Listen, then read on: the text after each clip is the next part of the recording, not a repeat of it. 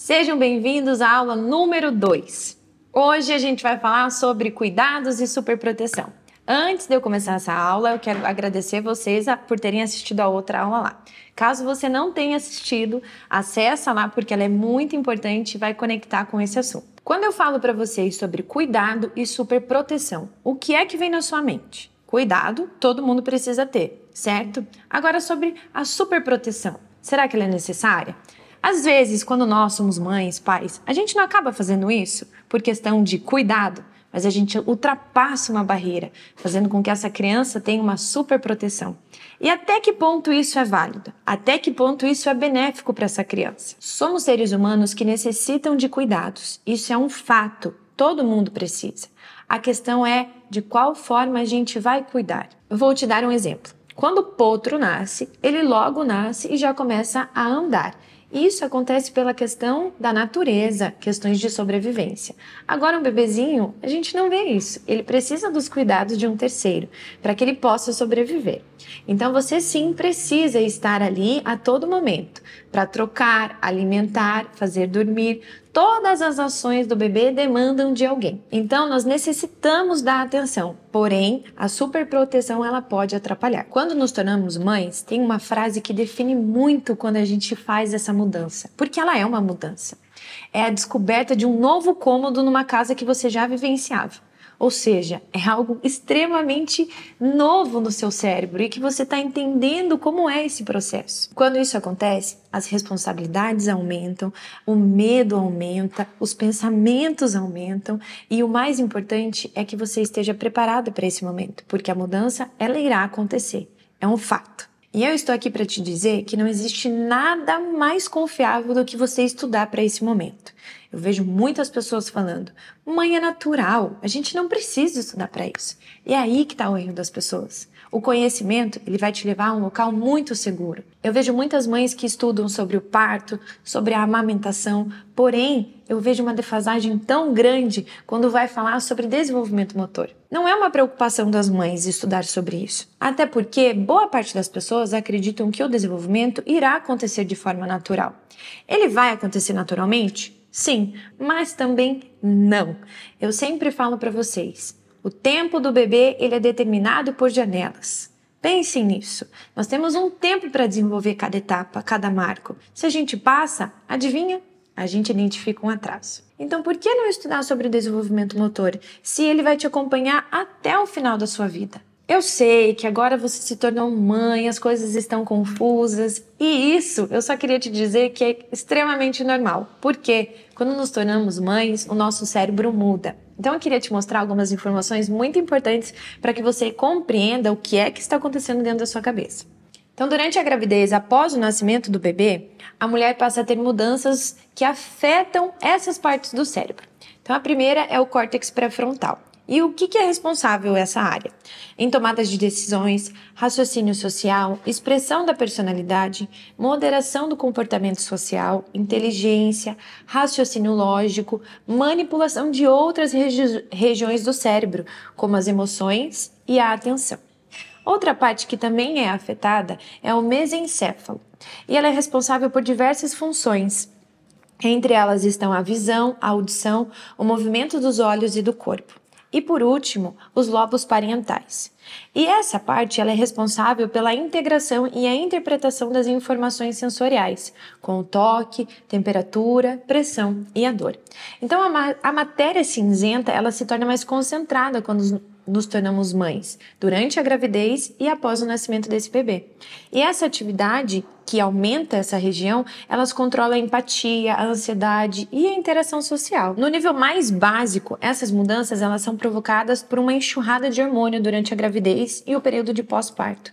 E elas ajudam a atrair uma nova mãe para esse bebê. É por isso que quando o bebê nasce, a gente está com a ocitocina lá no alto, com muito amor, recebendo esse bebezinho da forma mais carinhosa que a gente faz.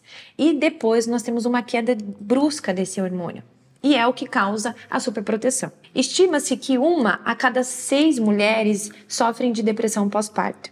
e que muitas outras acabam desenvolvendo comportamentos compulsivos, como lavar a mão ou checar o bebê se ele está respirando a todo momento. Eu sei que você se identificou porque eu também. Então, quando a minha bebê chegou, a primeira coisa que eu fazia era verificar. E isso é causado pela questão do cuidado. Agora que eu quero entrar no ponto mais importante da nossa aula. Quando nós não conseguimos nos controlar e observar as mudanças que estão acontecendo no nosso corpo, é aí que a gente deixa o nosso pensamento compulsivo, como eu mencionei para vocês aqui, da matéria cinzenta, nos controlar. E aí que entra a superproteção. Quando a superproteção está ativa em você, você não deixa o seu bebê se mover, você não deixa o seu bebê viver. Ou seja, essas mudanças cerebrais que fazem com que a superproteção aconteça, ela não é um problema, porém, ela pode tornar-se um dos problemas na questão de tomar conta dos seus pensamentos. E quando você percebe, o seu bebê ele sempre está no local que você considera mais seguro. Carrinho, o bebê conforto, ninhos. E aí que começamos a observar um bebê que não é móvel, que ele tem a sua mobilidade limitada. Outro ponto que eu gostaria de mencionar para vocês, que ele é muito importante, são as questões dos familiares. Eles podem também influenciar nessa superproteção. Essas pessoas irão opinar sobre o papel que você está fazendo, a forma como você está exercendo esse papel tão importante na sua vida. Veja, os familiares não fazem isso por mal, até porque eles também passaram por um processo de serem avaliados pelos seus pais ou pelos familiares. E foi uma continuação daquilo que eles aprenderam e querem replicar com você. Então a gente não pode julgar essa ação. Pelo contrário, a gente precisa filtrar. Muitos familiares irão falar para você: "Para que pôr esse bebê no chão? Vai machucar. Eu cresci a vida toda e nunca fiz isso e estou super bem." A questão aqui não é ter feito ou não ter feito, é o fato de nós estarmos evoluindo. Temos estudos científicos que abordam muitas coisas sobre o chão e sobre o desenvolvimento do bebê. Na aula passada, frisei muito com vocês sobre o ambiente, o quão ele é importante e é um fator determinante para o seu desenvolvimento e desenvolvimento do seu bebê. Aceitar informações novas não significa que estamos ignorando as antigas. Pelo contrário, estamos conhecendo as coisas. Ao decorrer do tempo, as coisas estão sendo aprendidas e o bebê é uma das nossas maiores áreas de pesquisa hoje em dia. Inúmeros estudos trazem que o primeiro ano de vida desse bebê é o que irá influenciar em todo o resto da sua vida. E para que você pare de super proteger o seu bebê, você precisa dessas coisas que eu vou falar aqui agora. Incentivo e precisa ser acolhedor. Em cada mês do seu bebê, você vai observar que o seu ambiente irá mudar completamente, sendo com brinquedos, materiais, que você vai utilizar por conta das necessidades desse bebê. Você compreender o que é necessário em cada mês, o que é necessário fazer com o seu bebê, vai ser extremamente esclarecedor e o cuidado vai estar presente ao invés da superproteção. Lá no curso do Beabá, a gente tem vários módulos no qual eu vou mostrar para você o que é necessário, como estimular, qual brinquedo utilizar. Gostaria de mostrar para vocês alguns estudos que abordam sobre esse tema tão importante que estamos conversando. Então, um estudo foi feito pela Revista da Saúde Pública em agosto de 2012 e ele realizou uma pesquisa na qual ele identificava oportunidades no ambiente doméstico para desenvolver o desenvolvimento motor e o estudo apresentou que união estável entre os pais, maior escolaridade materna e paterna e maior nível econômico foram fatores associados a melhores oportunidades de estimulação motora no lar. Ou seja, o que esse estudo quis trazer para a gente? Que nós temos alguns pilares que podem sim influenciar no desenvolvimento motor do seu bebê. E esses pilares são a união estável entre os pais, maior escolaridade materna e paterna e maior nível econômico. Todavia, eu trago um estudo que faz um contraponto a esse, que é esse aqui, observe. Então é importante ressaltar que os programas vinculados à saúde infantil, eles devem estar voltados para o ambiente da criança, pois é nele que se estrutura como um ser individual e social, capaz de interagir com outros níveis de amplitude e de construir espaços entre os setores sociais, envolvido no processo de construção de uma vida saudável. E o que isso quer dizer? O primeiro estudo mostrou para vocês que precisamos de pilares para o ambiente e para o desenvolvimento desse bebê. Já o segundo estudo mostra que o ambiente, novamente, por mais que ele não esteja esses 3 pilares, ele precisa ser saudável. Tudo começa em casa. Sempre, a partir do momento que seu bebê chegou, ali vai começar o seu desenvolvimento. E a família é o primeiro agrupamento social em que essa criança vai estar presente. Então, se a gente for pensar numa linha de raciocínio entre esses estudos que eu trouxe para você, todos os agrupamentos é o que começam a estar mais próximos de um agrupamento dentro da unidade da personalidade. O que isso significa? Que o primeiro grupo familiar do bebê é a família. Se ela não é estruturada, se ela não é saudável, como será a sua relação social depois? Então, esse estudo, ele reforça muito características multifuncionais.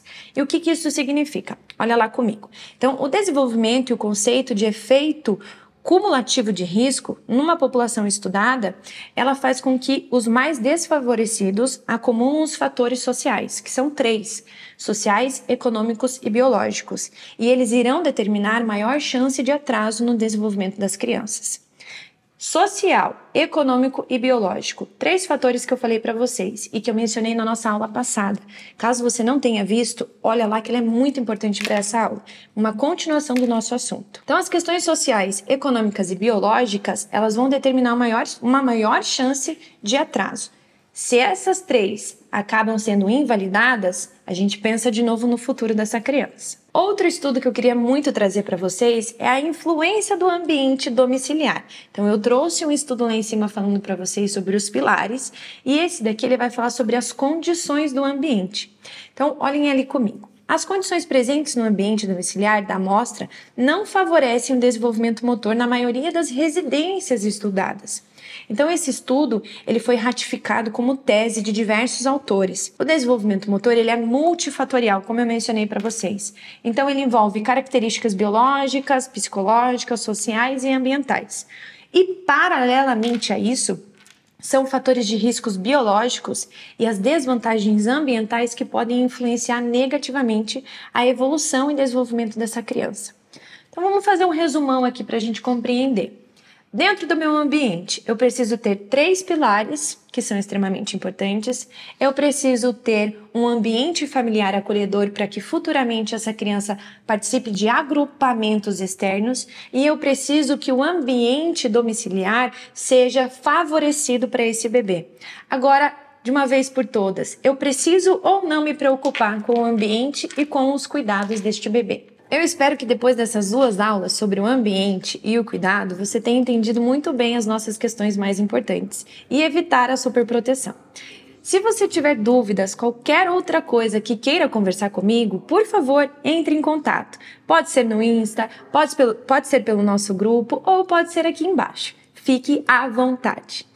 Eu espero você no nosso próximo vídeo. Nós iremos falar sobre o papel de todos, da mãe, do pai, do filho e até mais. Espero vocês lá.